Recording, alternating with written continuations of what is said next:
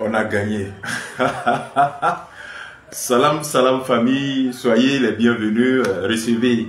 Assalamu alaikum wa rahmatullahi wa barakatuh. La salutation des habitants du paradis, laquelle constitue une transcendance de toute barrière linguistique, dépoussiérée de toute connotation géoépidémique.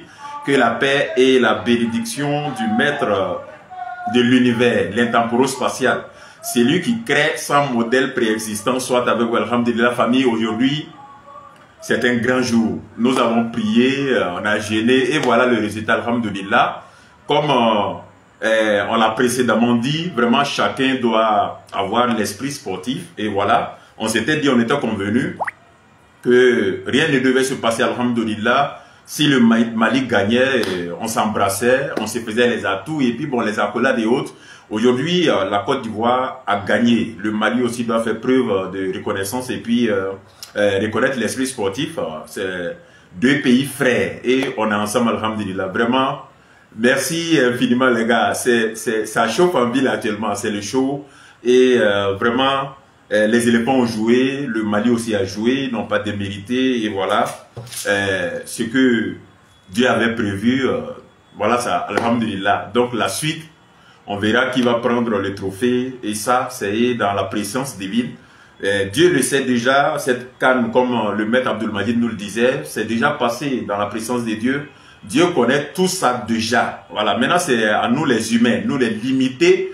Voilà, donc on essaie de pronostiquer, de prier, de vouloir dire ce qu'on souhaite. Et c'est normal, il faut souhaiter. Et voilà, on a fait de très beaux souhaits. Et puis bon, voilà, les éléphants ont gagné vraiment aujourd'hui. Eh, mon Dieu.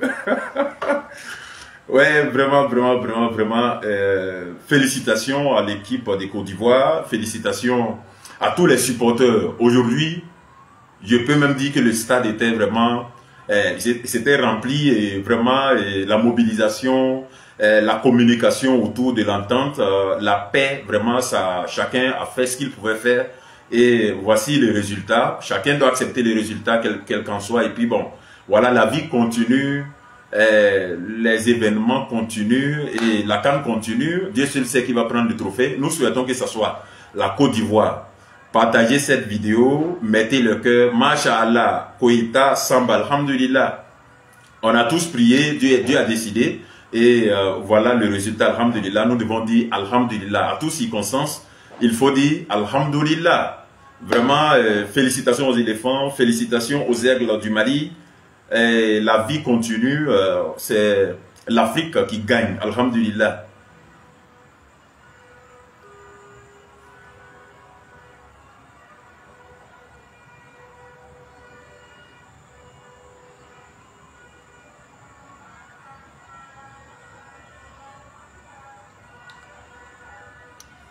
Et c'est comme ça, j'étais disant dans ma vidéo précédente que nous devons être patriotes, mais à la limite des valeurs spirituelles et morales que nous enseigne notre religion. Voilà, les heures de prière, le voisinage, comment essayer de respecter, comment on appelle son voisin, son frère. L'esprit d'hospitalité, ça doit nous envahir au cours de ces événements. Et vraiment, il faut continuer parce que avant, et pendant, après cette CAN, nous resterons ensemble, c'est la famille et c'est cette belle religion à l'islam qui nous enseigne cela, alhamdulillah. Vraiment, je tenais à faire cette petite vidéo pour vous dire que je suis en joie, les éléphants ont gagné, le Mali n'a pas démérité et les choses suivent leur cours normalement, alhamdulillah, vraiment. Ah,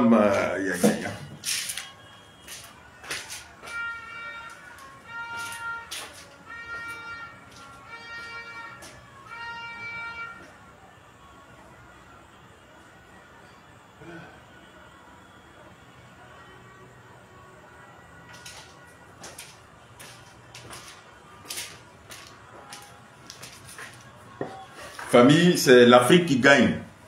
Et dans ce cas, le Mali doit se joindre, vu que nous sommes des frères, le Mali doit se joindre aux Ivoiriens pour fêter cette victoire des éléphants parce que c'est l'Afrique qui gagne. Il faut avoir cet esprit de reconnaissance, de croyance, de foi. Chacun a joué son rôle, les supporters ont prié, les imams, les pasteurs ont prié, chacun a fait ce qu'il pouvait faire. ne serait-ce que le déplacement en masse même des supporters du Mali d'un point A à un point B, il faut dire que vraiment ils ont beaucoup fait et c'était pour qu'ils gagnent. Maintenant ils n'ont pas gagné, Dieu en a décidé autrement et c'est mieux d'accepter le verdict de Dieu et puis maintenant se joindre aux Ivoiriens et puis faire la fête parce que c'est l'Afrique qui gagne. Alhamdulillah, vraiment c'est une très bonne chose. Cette CAN est venue nous apprendre beaucoup de choses. J'ai comme ça en idée les Marocains vraiment un peu vraiment enthousiastes, accueillants et vraiment le Maroc nous a surpris, non seulement la qualification, parce qu'il y a beaucoup de personnes qui s'accrochent sans vouloir se détacher de cette qualification grâce au Maroc. Au fait, Dieu a mis le Maroc, c'est-à-dire le Maroc a été la manifestation, sinon que c'est Dieu qui a fait ceci. C'est un peu comme lorsque votre enfant, vous nourrissez votre enfant et que votre enfant vient vous dire merci. C'est à vous maintenant de retourner le merci à l'intemporo-spatial. Voilà, l'enfant a fait sa part. C'est logique que l'enfant vienne vous dire merci. Maintenant, ce merci ne doit pas s'arrêter à votre niveau. Ce n'est pas pour vous le merci, mais c'est pour Dieu le merci, parce que c'est lui qui nourrit tout le monde. Alhamdulillahi Rabbil Alamin. Vraiment, il faut dire que les Maliens n'ont pas démérité. La Côte d'Ivoire a gagné vraiment un match qui était tellement attendu, vraiment grosse affiche, qui devait se tenir aujourd'hui, dont on parlait tant, et voilà, chose faite. Tout ce dont on va parler de, comment on appelle ça, tout ce qui vient va passer. Voilà, c'est un peu ça. Et puis, on est en joie, tout le monde est en joie et c'est le show. Je suis content. Famille, Koïta Samba, Masha'Allah, merci. Sidi Kabore. Sidi Kabore. Cette histoire des portefeuilles magiques là. Nous là, nous on travaille avec Allah. On n'a pas les mêmes compréhensions des choses. Bon voilà.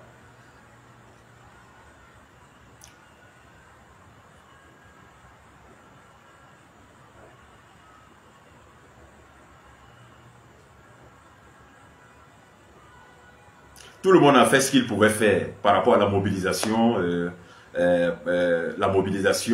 Comment on appelle ça, les paroles qui pouvaient atténuer un peu tout ce qui se disait sur les réseaux sociaux, les oustas, les imams, même le sermon d'hier était basé, le thème même c'était ça, comment est-ce qu'il faut communiquer avec l'Afrique entière, le Mali, la Côte d'Ivoire, surtout les supporters de ne pas vouloir mélanger le football à la politique. C'est un simple jeu, c'est un sport.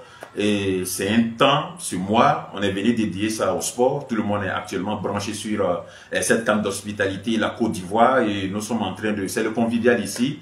Et ça va passer, chacun va rentrer chez lui et la vie continue jusqu'à l'organisation d'une autre CAN. J'aurais même appris que c'est au Maroc, alhamdulillah. Vraiment, félicitations au peuple marocain. Ils sont venus nous émerveiller. Ils sont enthousiastes. Vraiment, c'est des gens, ils nous ont surpris. C'est des gens de bien.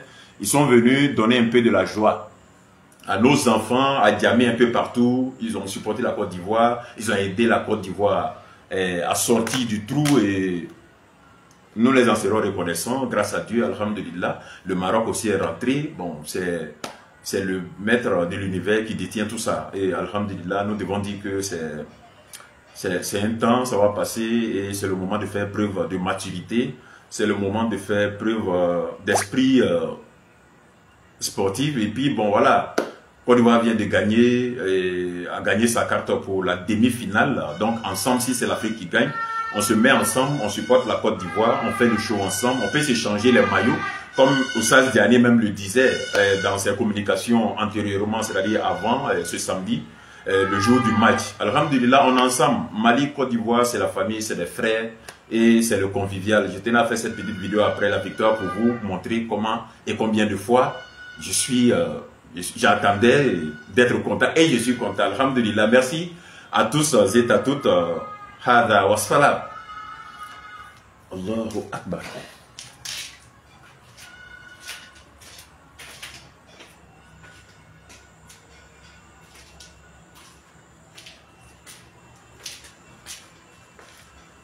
Alhamdulillah.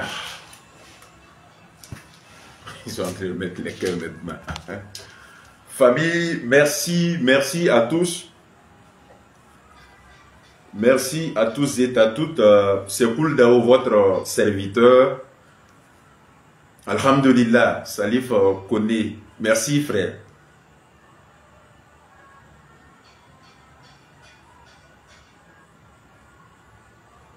C'est ça le football, hein. C'est ça le football. Moi j'étais assis là, seul, en train de regarder mon match tout seul. Parce que je ne suis pas dans le discours. Voilà, on a gagné, on n'a pas gagné, je suis chez moi. Et on va féliciter lui qui a gagné. Et c'est comme ça en fait. Voilà. Lui qui a gagné, il a gagné. C'est Dieu qui a voulu qu'il gagne. Et puis c'est l'Afrique qui gagne. Et puis on ensemble, c'est les pays frères. Nous-mêmes, nous le savons. Donc il ne faudrait pas mélanger la politique au jeu, au football. Et c'est ce qui est aussi la vérité. Alhamdulillah. Donc famille, chacun chez lui doit faire preuve d'esprit sportif. Et c'est la paix, c'est le convivial.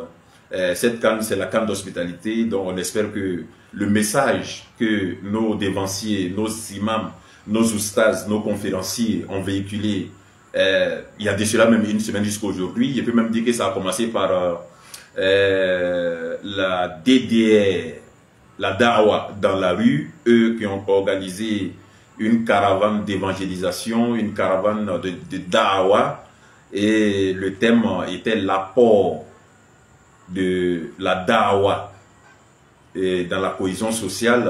Je peux même dire que c'est eux, ils ont commencé à faire ce travail bien avant même le jour. Alhamdulillah, aujourd'hui, la toile est explosée de, comment on appelle, de paroles médiatiques, de paroles qui pourront essayer d'atténuer un peu le cœur des gens. Donc la DDR a fourni cet effort. Ils sont allés un peu à l'intérieur du pays. Ils ont commencé à boaquer. Et ils sont allés jusqu'à Amman. Je pense qu'ils ont terminé à Bondoukou avec notre docteur Abdul Majid.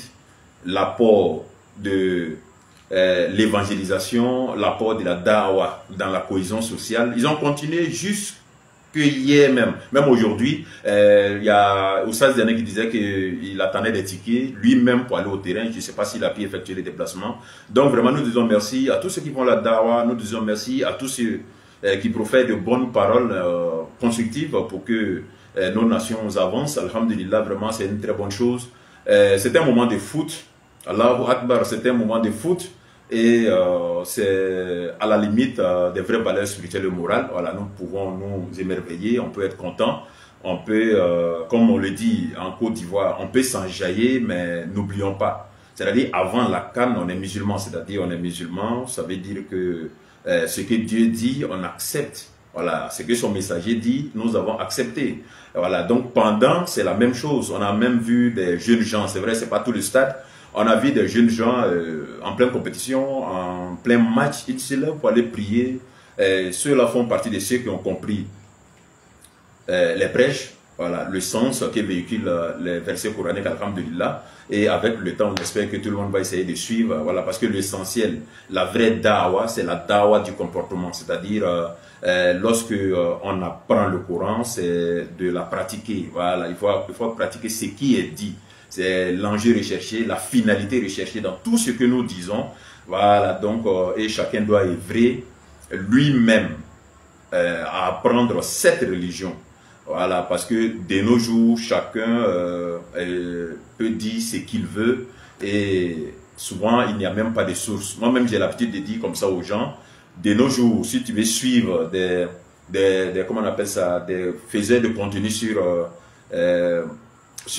comment on appelle ça, Facebook, sur les réseaux sociaux, il faut avoir 3 comportements, c'est-à-dire il faut avoir deux ou 3 bouts de papier. Maintenant, le premier bout de papier consiste à faire quoi? Lorsque le conférencier, tout ce qu'il va dire des dieux, il va donner la référence d'une note sur le premier bout de papier. Le premier bout de papier sert à noter toutes les références coraniques. Et puis toutes les références des hadiths et autres. Maintenant, tout ce où il y a référence là, tu notes ça sur un bout de papier. Maintenant, le deuxième bout de papier consiste à faire quoi?